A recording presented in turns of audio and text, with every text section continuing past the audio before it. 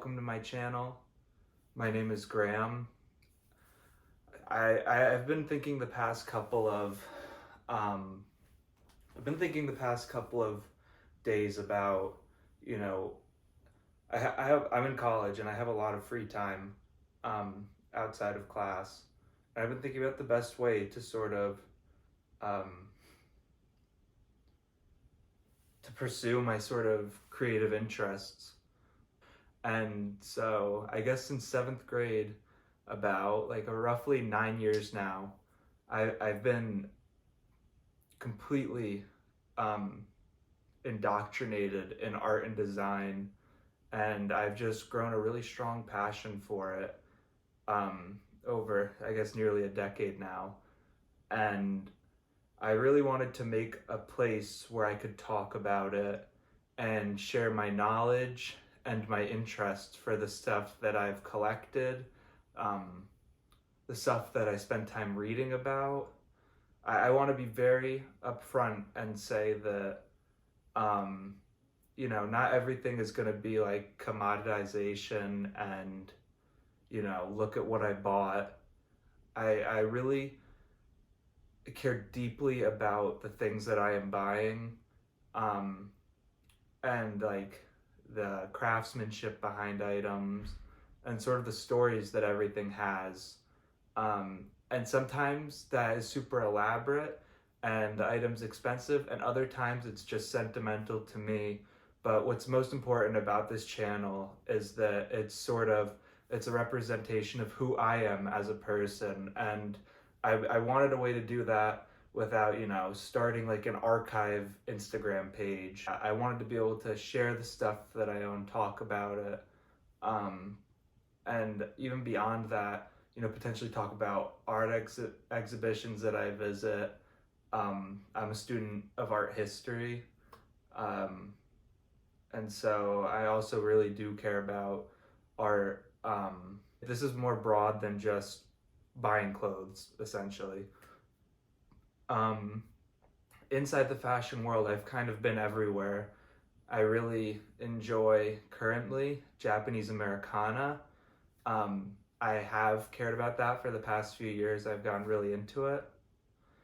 And today, I really wanted to make a video sort of sharing a really coveted piece that there's not a whole lot of information about on YouTube.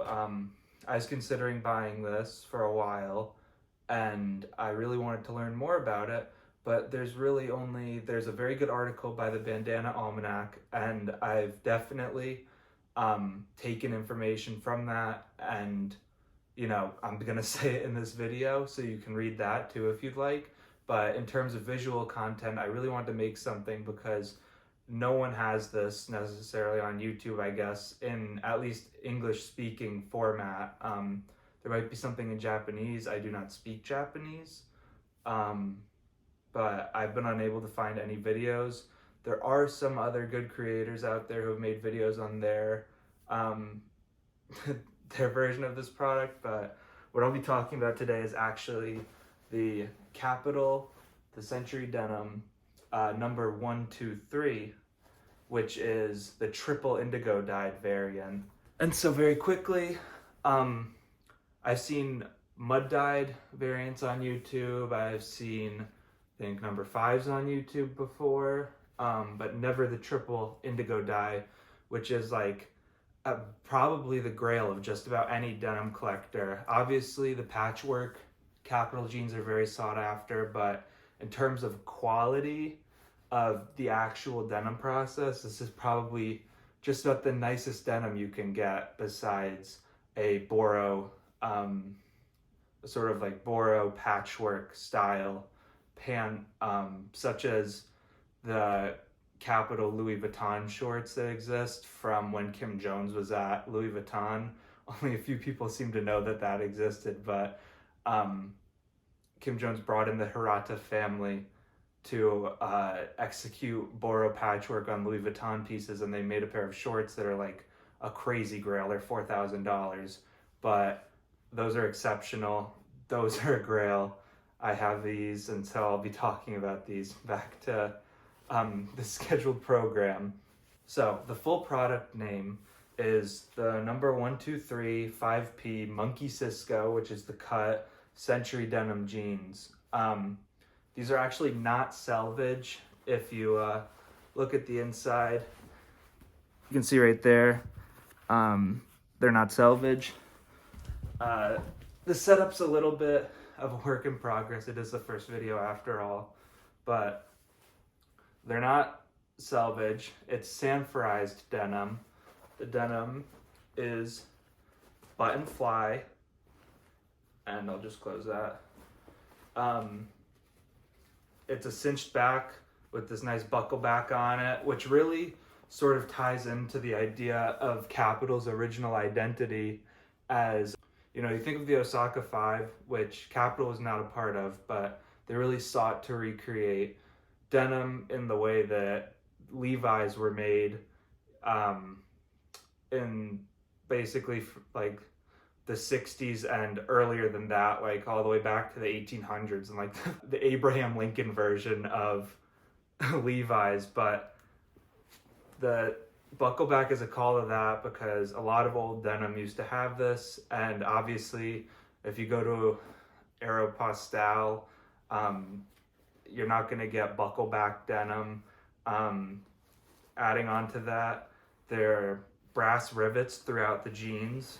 The front pockets have them as well, and just a really nice touch and quality.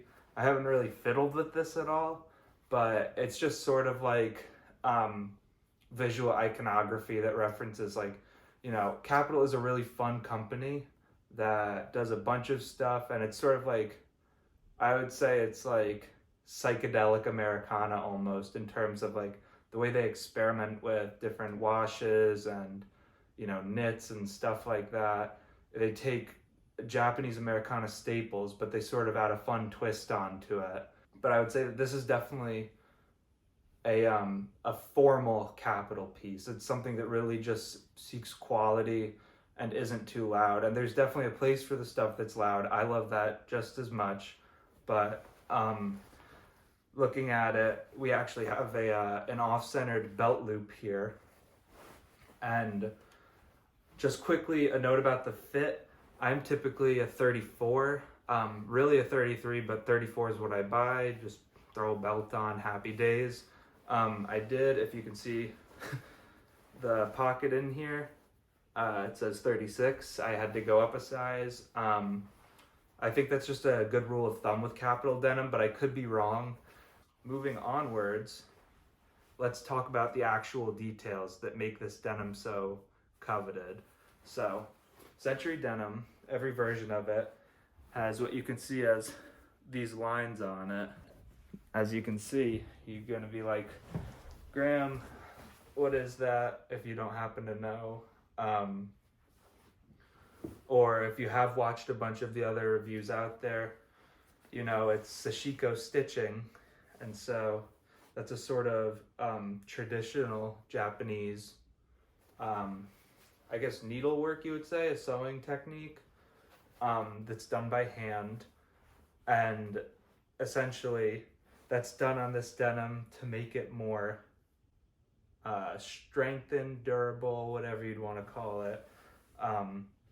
They're tough.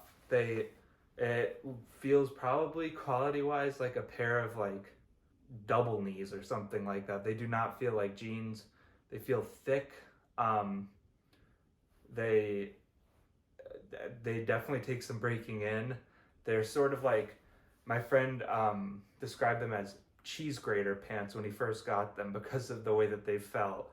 But so what's so important about the 123 variant of this denim is that it actually uses 3 types of indigo dye.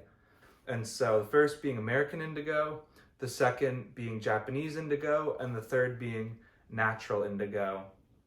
And so you can see that they're not actually entirely uniform in color. One of the beautiful things about these jeans is that they really do look different in every sort of light. Sometimes they just look like black jeans.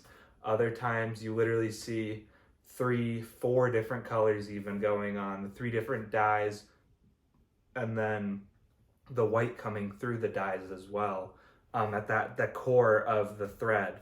Essentially, these are all rope dyed threads, and the process of making the Century Denim takes 4 different factories in order to complete. And actually, this is from Bandana Almanac. They had the privilege of actually visiting the factories and learning, so I am regurgitating here. They have 1 thread spinning factory, 1 indigo rope dyeing factory, 1 weaving factory on one loom does this entire set of jeans, and then a finishing factory where I'm guessing maybe it gets like brass rivets and so forth. But basically, and I'll talk more about indigo dyeing, but the way that indigo dyeing works is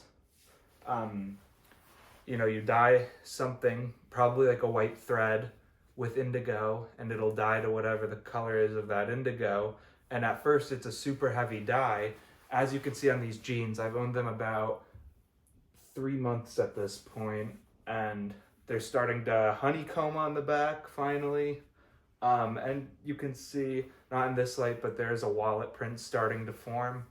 But essentially, the more that you wash these, the more that you wear these, the sashiko wears down with it, and you start to get a lighter and lighter and lighter color. And eventually these dark navy jeans will turn to a brilliant combination of blues and indigos and whites. And the best example I could find on the internet when I was looking to buy these was from a guy on Reddit named Sardonic Smirk, I think. And he has had them for 3 years at this point. Probably the longest that someone's had the jeans for, at least on the internet that I could find. As you can see, there's a crazy, almost like a snakeskin pattern on them. The different colors, even the leather patch on the back. I mean, the aging on it is just beautiful. There's just a sort of patina throughout the entire thing that just shows the age and the character that it has. And that's something that really, I really enjoy that about Japanese Americana, because I feel like in 9 years of purchasing stuff, often you wear it and you worry about it aging. And like let's talk about like a Supreme box logo. People would buy those and they'd worry about it cracking. And sure, there are like Supreme heads out there that love the cracking on it, but more than anything, that hurts the value. Like, people don't think it looks as good. But with these, that's not the case. There's sort of like a time, like, investment in getting something like this, and at the same time, on top of that, you really end up with like something that truly feels like your own, in a way that clothes tend to like not feel anymore. And I'm not saying that you have to, that was poorly phrased, but I'm not saying that you have to go out and spend, these are like $700 on a pair of denim and like have to wear it in. I have a pair of Dickies from 9th grade that I've worn, and they cost me $20, and they feel like my own Dickies. No Dickies fit like the Dickies do that I own. I've tried to buy other pairs, but I just have the same Dickies from 9th grade. I think that there's something really valuable in wearing a product like that. But anyway, let's talk about the actual fit process and the washing process. Just sort of after you complete the purchase, what to do. So I bought these brand new, and instantly after holding them for maybe 5 minutes, my hands were dyed completely blue. It was crazy. Usually your hands only get that blue when you're actually handling like indigo dye, but nope, my hands looked like a Smurf. And so what I did was I filled up my bathtub with cold water, submerged them fully, let them soak, and I got the first kind of wave of indigo out from that. I let them dry overnight.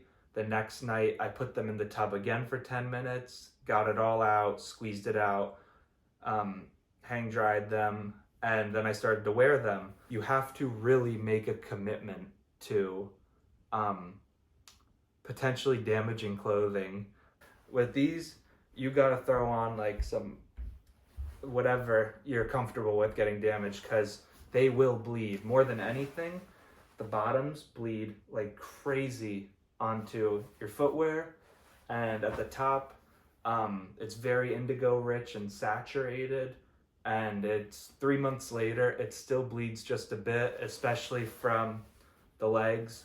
But after my first few wears, my entire legs were blue when I took my pants off.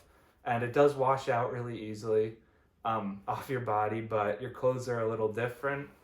And just the last like sort of fun fact I wanted to throw in here, when you purchase the denim, you can take it back to the Kapital store in Japan during the spring when the cherry blossoms are blooming, and you can actually get cherry blossom rivets instead of the classic Century Denim rivets, and they'll place them all over the denim for you. They didn't do it this year, but it's another way of like personalizing it and making it your own.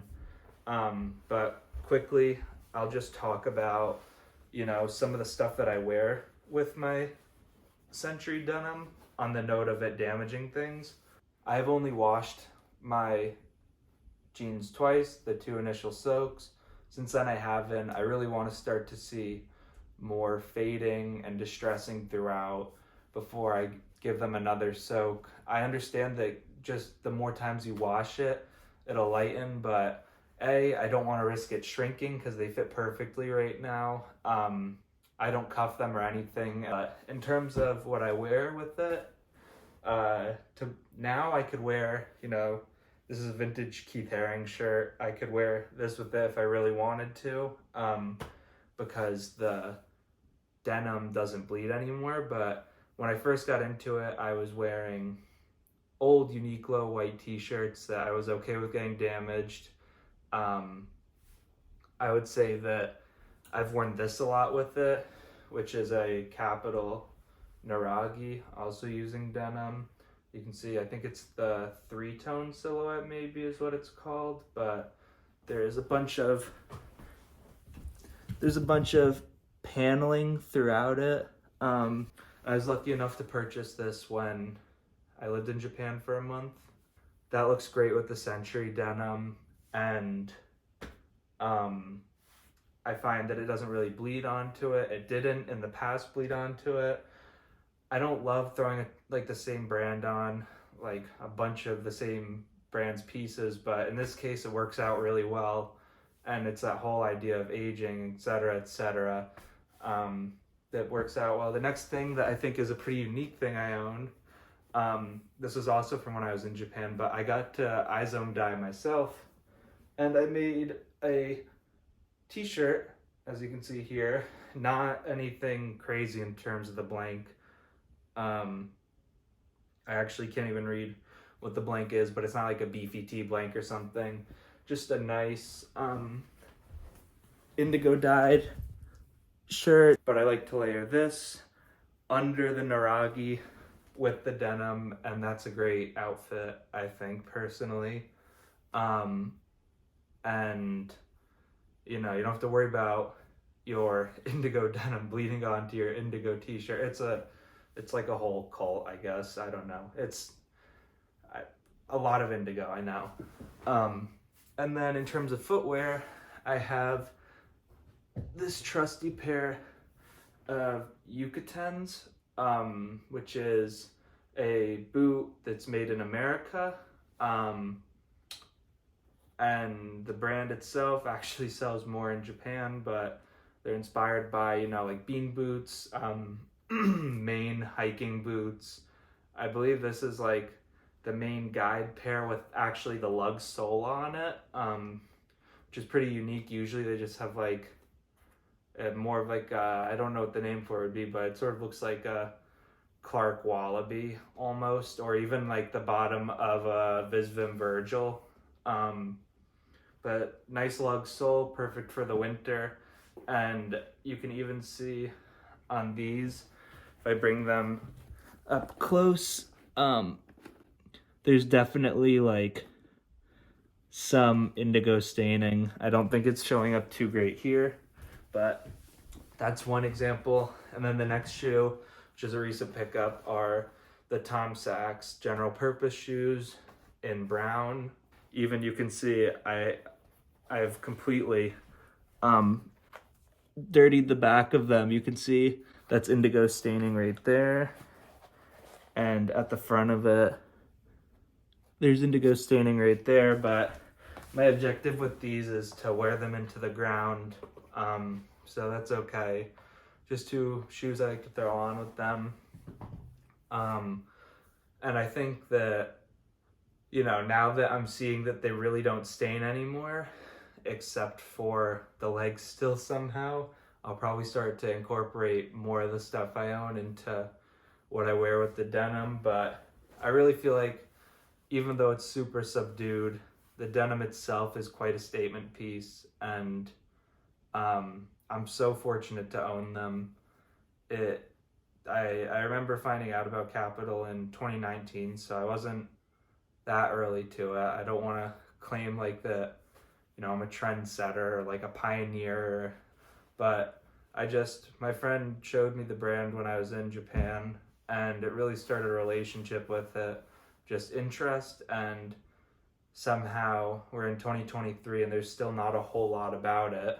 I just would love to give my own spin on it. And so thank you for listening to me talk about it. You know, I'm very open to criticism. This is my first video. I'd love to know what I could do better, what I can do differently next time, as well as video ideas.